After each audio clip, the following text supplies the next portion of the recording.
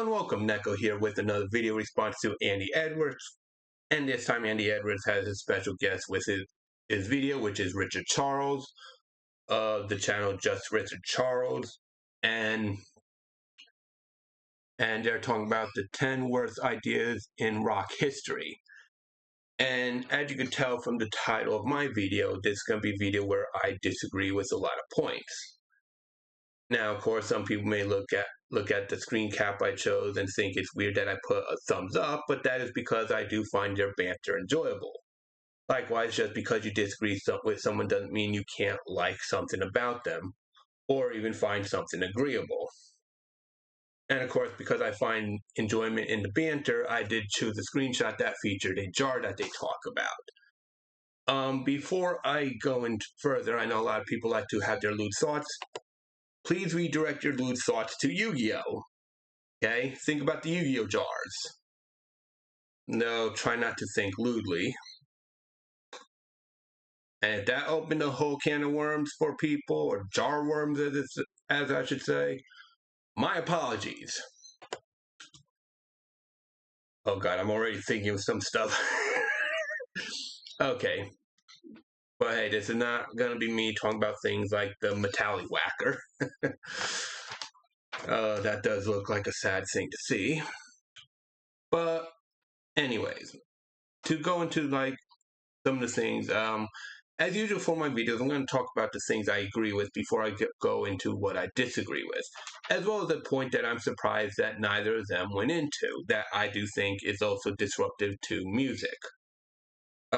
For starters, what I agree with, talking about how technology like auto-tune is causing problems, and I do actually agree with this, and it isn't just auto-tune, but a lot of technology in general, people relying on samples rather than creating their own chords, and stuff like that. You know, a lot of this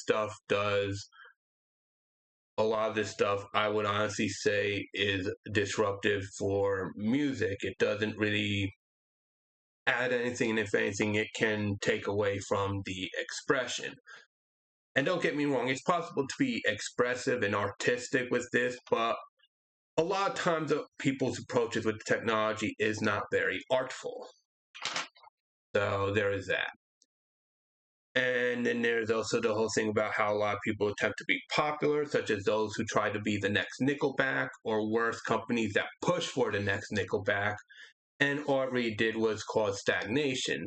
Seeing how one of the things I missed from the 90s and early 2000s that we don't get today is the fact that, well, there is a lot less variety. There's no real diversity there. Something that I plan on ranting about in another video. And yeah, I'm talking about true diversity, not this false diversity that people keep bringing up.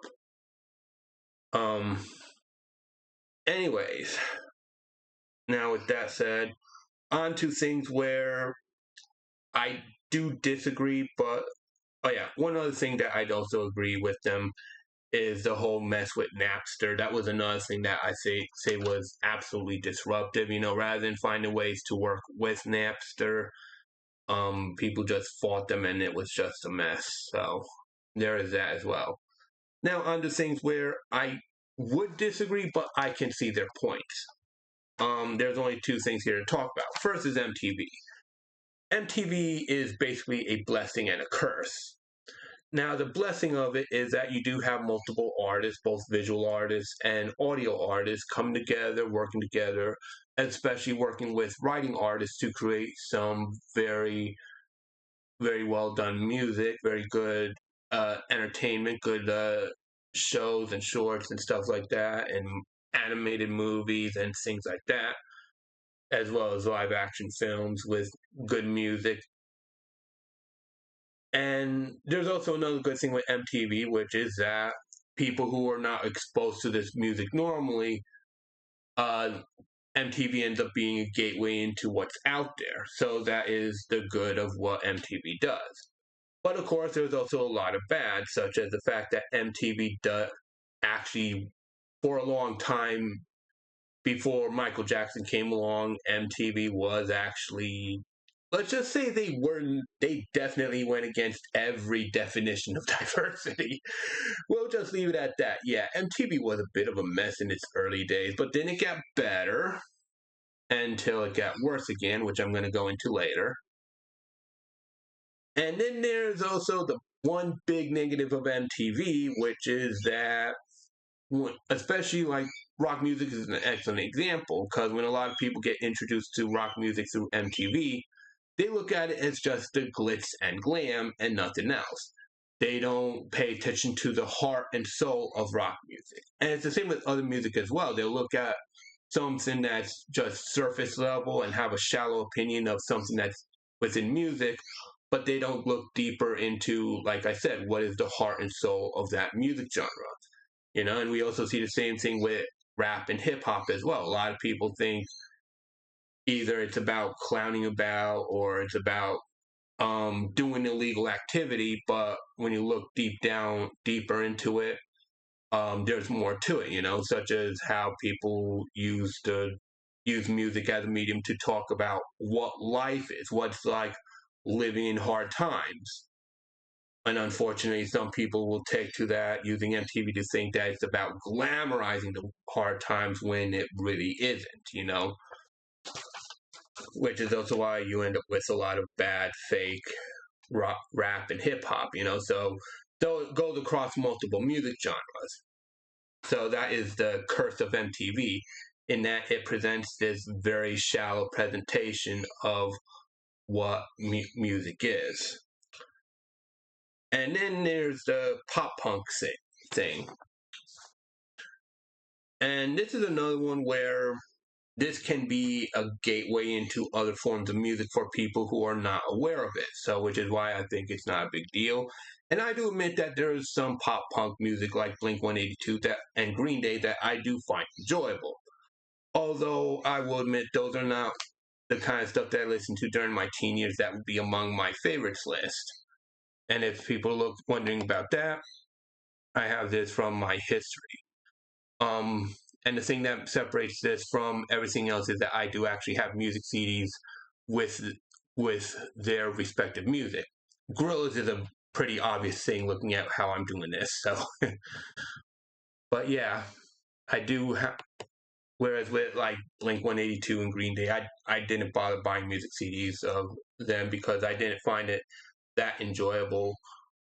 But that's just my story. Other people, like, maybe they do find it enjoyable, and I think that's okay.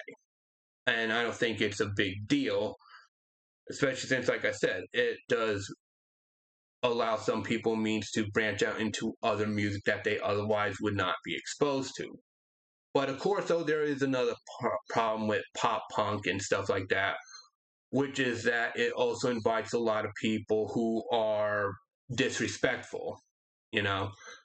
Um, and I think an excellent example, what I mean by disrespectful, is like what happened with members of Twisted Sister going to the Senate because of people saying how the music's all about illegal activity and perversion, and I say people like Dee Snider is right in saying that, pointing out that there is nothing really perverted about this stuff, and it questions the morality of those who have these perverted thoughts to begin with about the music that's out there.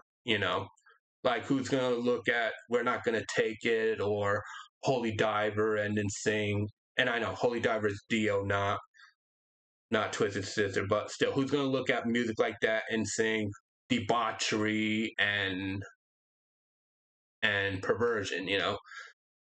So there is that.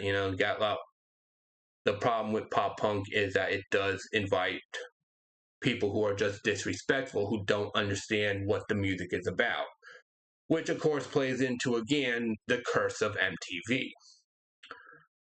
So now that that's out of the way, this does lead into what I was saying about how it's not a big deal about enjoying Blink 182 and Green Day and pop punk bands like that, which is that the things I disagree with is when they start talking about The Warning, Nirvana, and the thing I disagree with is that the reason I disagree is because I don't think this really had as big an impact on music as they think.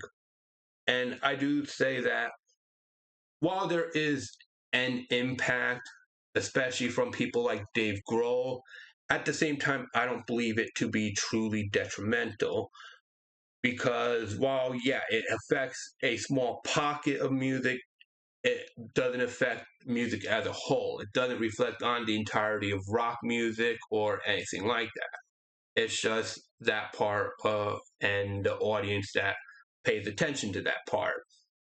So there is that. Now, I did say that there is something that I believe they've left out. And here's the thing that I do believe, and it does relate to why I brought up Twisted Sister. Okay? Because while you have people like Dee Snider who would argue against government officials for the sake of music, you have others who would not speak up. And thus we end up with legislation that ends up actually causing some level of harm to the music. And that is where I'm going to end it, in which I talk about, like, for the United States, for example, there's the Telecommunications Act of 1996.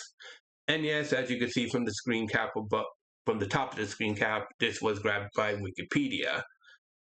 And don't get me wrong, there's a lot of good in the Telecommunications Act of 1996, in that there are certain things like net neutrality that is basically baked into it.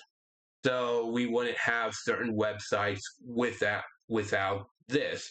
But at the same time, certain things that were built within the Telecommunications Act of 1996 has caused problems because, as can be seen at the bottom of the last few lines at the bottom of the second paragraph there.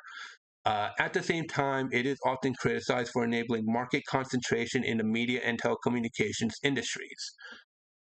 And one of these big problems is about how corporations have used this as a means to take over various radio stations. So rather than radio stations each having their own music to play, instead it ends up being played by whatever is decided by committee within these corporations. Which is also why we had problems such as the whole thing with Nickelback. Rather than having a whole bunch of bands come in, present their demo, or pay for to have their demo played on the local radio station, instead they're playing what the corporations think people would want, such as whatever would be the next Nickelback, or the next Green Day, or the next Foo Fighters, or whatever.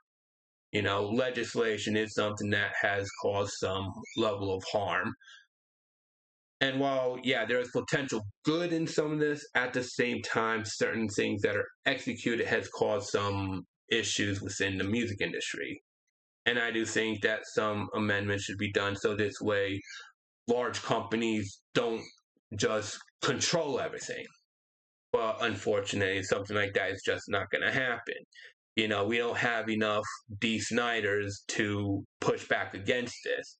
And if anything, there's more musicians pushing for this, not realizing that it's actually hurting their bottom dollar and as well as whatever else they may be aiming for.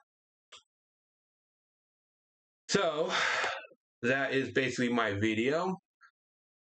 Feel free to comment if you wish. And as always, I have no problem with people doing a react video to this as well. So with all that said, I am Neko AV, and I do thank you for watching.